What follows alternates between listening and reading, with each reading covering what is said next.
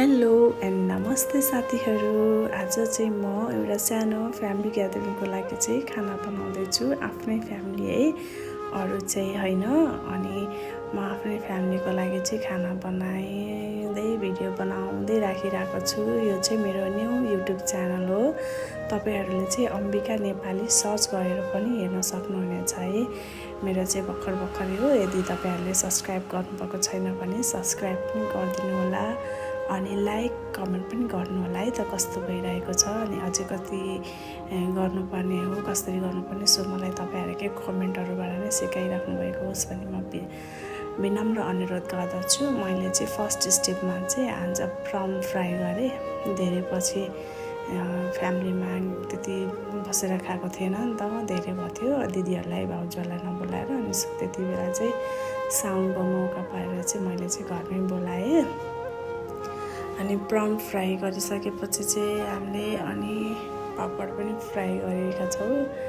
अनि पापड फ्राई गरेँ, अनि मैले अचार बनाएँ, अचारपछि मासु बनाएँ, भात बनाएँ, दाल बनाएँ।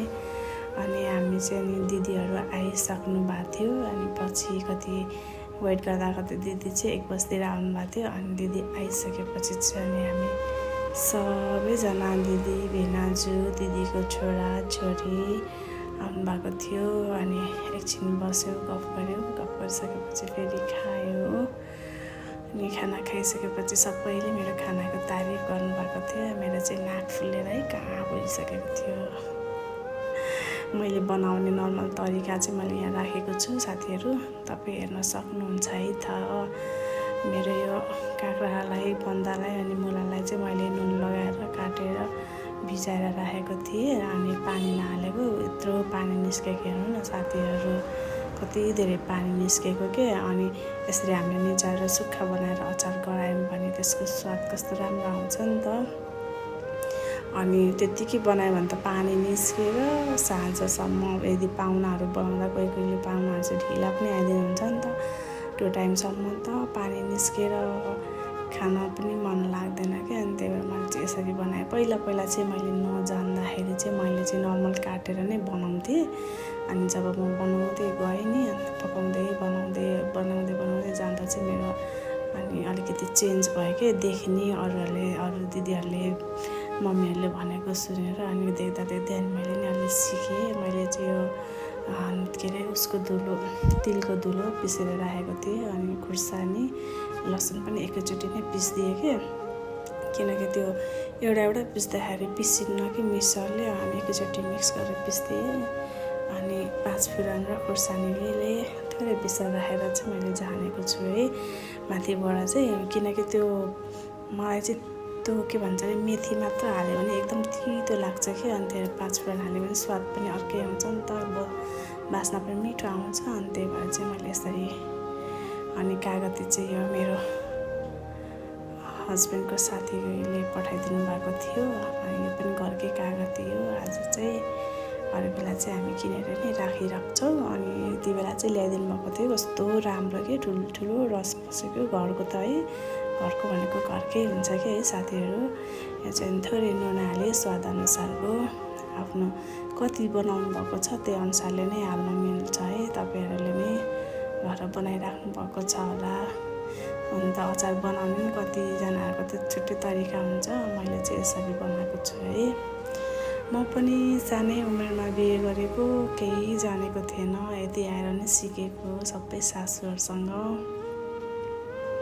सासूहरूले जस्तो गर्नुहुन्थ्यो म त्यही देखेर नै सिकेको। आज यतिको खाना बनाउने भएको छु है साथीहरू। यो चाहिँ मैले मासु हाल्नको लागि चाहिँ यसरी पहिला 5 फुरन हाल्छु, अनि त्यसपछि प्याज हाल्छु, किनकि मलाई चाहिँ 5 फुरन चाहिँ जेमा पनि मिठो लाग्छ कि। जेमा पनि मैले सबभन्दा अगाडि 5 फुरन जहिले नि फुराएकै हुन्छु। तपाईँहरूले हरेक भिडियोमा देख्न सक्नुहुन्छ है। मेरोमा त भात भुट्नेमा नि भात भुट्दा पनि हाल्छु, सबैमा हो कि, कति मनपर्छ। अनि पहिले बेसार हालेर पकाउने बानी छ मेरो त, तपाईँहरूको कस्तो छ है।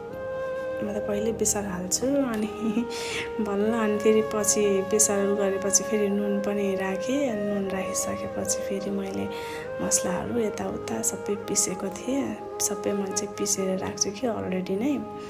केक। अनि त्यसपछि आज चाहिँ मैले टमाटर चाहिँ पिसेर नै राखेको छु किनकि ग्रेभी बाक्लो हुन्छ भनेर। अनि अर्कोमा चाहिँ त्यो काटेर हाल्दा चाहिँ हल्का त्यो पिसहरू छोक्ला निस्किन्छ नि त, अनि त्यही भएर आज चाहिँ मैले पिसेर चाहिँ मासुमा एड गरेको छु। यो चाहिँ मैले मसला पिसेँ, अदुवा लसुन सबै हालेर, गोल्डी मसला पनि हल्का पछिबाट हालेको छु। अनि त्यसपछि गरम मसला पनि पिसेर हालेको छु यसमा। तपाईँहरू देख्न सक्नुहुन्छ साथीहरू। आजको भिडियो मेरो यति नै छ। तपाईँहरूले यसलाई लाइक गरिदिनु होला है। यदि सब्सक्राइब पनि गर्नुभएको छैन भने फेरि पनि सब्सक्राइब गरिदिनु होला। अनि कस्तो लाग्यो सो कमेन्ट पनि गर्नु होला साथीहरू।